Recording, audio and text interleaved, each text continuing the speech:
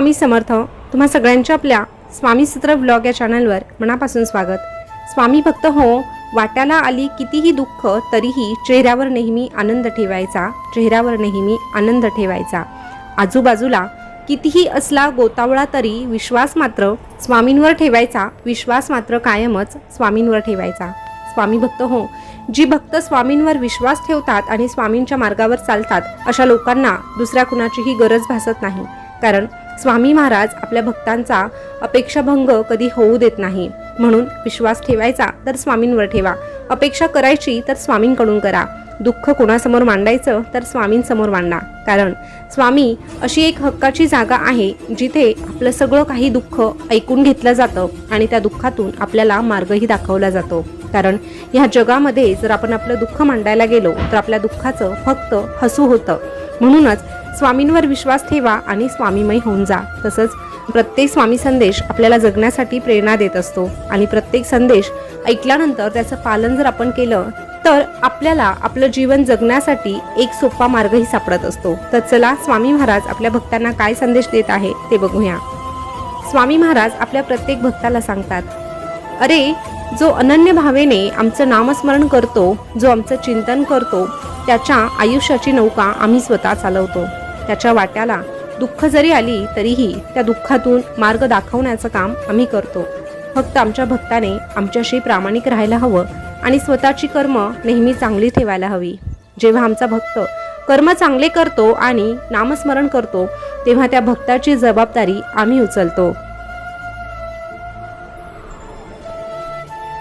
अशा भक्ताला दुःखाच्या वाटेवरून चालतानाही आम्ही सावरतो, त्याला खडतर प्रवासात आम्ही मदत करतो।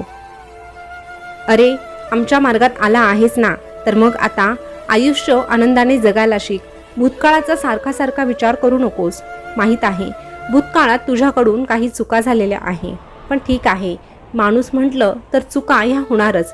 तुझ्या चुकांना माफी आमच्या दरबारात मिळणारच। पण हो, आमच्या दरबारात फक्त चुकून झालेल्या चुकांना माफी मिळते, जाणून बुजून केलेल्या चुकांना, पापांना आम्ही कधीही क्षमा करत नाही। अशा चुकांच्या कर्माची फळं ही भोगावीच लागतात। म्हणून चूक करताना, वाईट कर्म करताना सावध राहा की तुझ्याकडे कोणीतरी पाहत आहे। अरे चूक कबूल करण्याचा व माफी मागण्याचा मोठेपणा ज्याच्याकडे असतो अशा लोकांबद्दल आमच्या मनात देखील आदर आपोआप वाढला जातो। म्हणून तुझ्याकडून जर चूक झाली असेल तर ती आमच्या समोर मान्य कर आणि पुन्हा तशी चूक होणार नाही याची शाश्वती दे।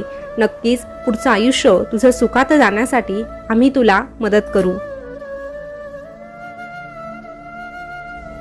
अरे या आयुष्याचा प्रवास कालही सुरू होता, प्रवास आजही सुरू राहणार आणि पुढे भविष्यातही चालूच राहणार आहे।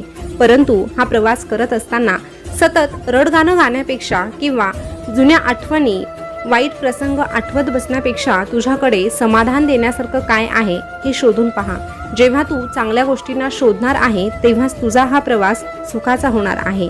अरे हा प्रवास करताना तुझ्या काही इच्छा अपूर्ण राहतात, ठाऊक आहे, परंतु तरीही तुझी इच्छा काय आहे हे महत्त्वाचं नसून तुझ्यासाठी काय चांगलं आहे हे आम्हाला चांगलं ठाऊक आहे। म्हणून तुझ्या हिताचं काय आहे, तुझ्या भविष्याच्या दृष्टीने काय आहे हेच आम्ही तुला देत असतो। एखादी इच्छा पूर्ण झाली नाही म्हणून आम्हाला दोष देऊ नको, तुझ्या नशिबाला दोष देऊ नको, पण न मागता देखील तुला बऱ्याच काही गोष्टी मिळालेल्या आहे याचा एकदा विचार कर आणि आमचे आभार मान।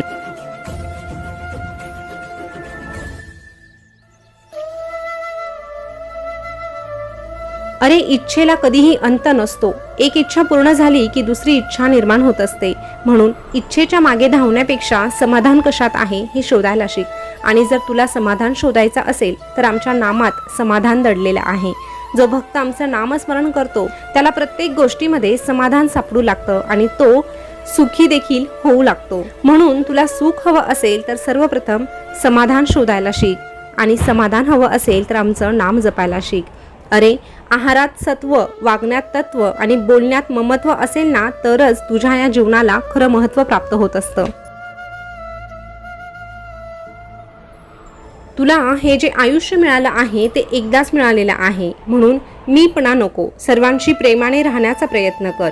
सोनं वितळले की दागिना बनतो, माती नरम झाली की शेती बनते, पीठ नरम झालं की पोळी बनते, अगदी अशाच प्रकारे माणूस नम्र झाला की लोकांच्या हृदयात त्याची जागा बनते. आणि तरीही चांगले कर्म करूनही जर या लोकांच्या मनात तू जागा मिळवू शकला नाही तरीही त्याचं वाईट वाटून घेऊ नकोस, कारण तुझ्या या स्वामीच्या मनात, स्वामींच्या हृदयात तू एक जागा मिळवली आहे जी कधीही कोणीही तुझ्याकडून हिसकावू शकणार नाही. म्हणून तुला जर आमच्या मनामध्ये स्थान मिळवायचं असेल तर तुला तुझी कर्म ही नेहमी चांगली ठेवावी लागतील. अहंकार आणि गर्व यापासून दूर राहावं लागेल. अरे, ज्याच्याकडे गर्व आणि अहंकार असतो त्याला भगवंताची प्राप्ती कधीही होऊ शकत नाही. म्हणून अहंकार आणि गर्व या दोन गोष्टींपासून 4 हात लांब राहायला शिक. स्वतःचे विचार सकारात्मक बनवायला शिक. तुझे विचार हेच तुझ्या भविष्याचा चेहरा असतात. नकारात्मक विचार केला तर प्रत्येक संधीमध्ये तुला अडचणी निर्माण होतील, आणि जर तू सकारात्मक विचार करू लागला तर प्रत्येक अडचणीमध्ये देखील तुला संधी दिसायला लागेल. आणि तुला संधी हवी असेल तर अडचणींकडे बघण्याचा दृष्टिकोन तू बदलायला हवा. जेव्हा तू तुझ्या मनातील विचारांना सकारात्मकतेचं खतपाणी घालशील तेव्हा सकारात्मकच गोष्टी घडू लागतील. पण जर तू नकारात्मक गोष्टींचं खतपाणी घालशील तर फक्त नकारात्मक गोष्टीच वाढतील, आणि ही नकारात्मकता एक दिवस तुझं हे आयुष्य संपुष्टात आणेल. म्हणूनच वेळीच जागा हो, वेळीच सावध हो.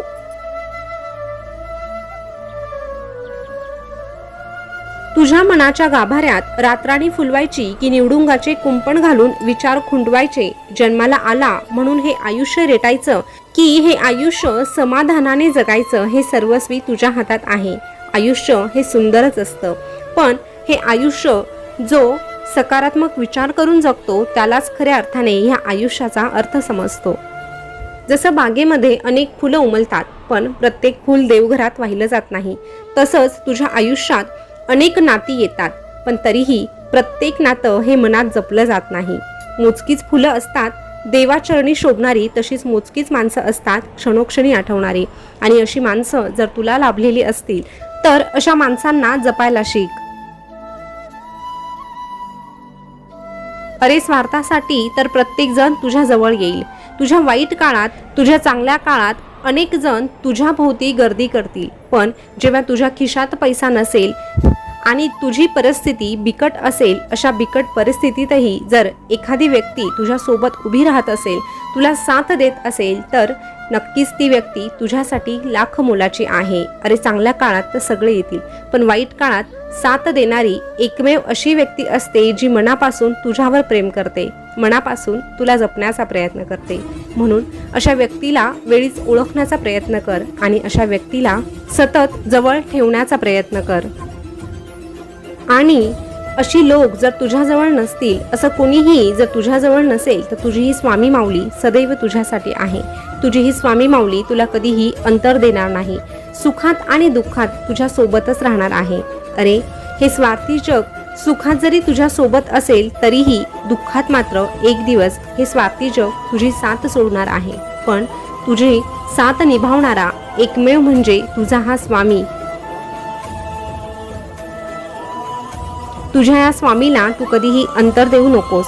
संगत करावी तर स्वच्छ चारित्र्य, निस्वार्थी मन, स्वच्छ विचार, सहकार्य करण्याची भावना आणि सुखदुःखात धावून येणाऱ्यांशी कर, कारण अशी माणसं तुझ्या प्रगतीच्या आड कधीच येत नाही.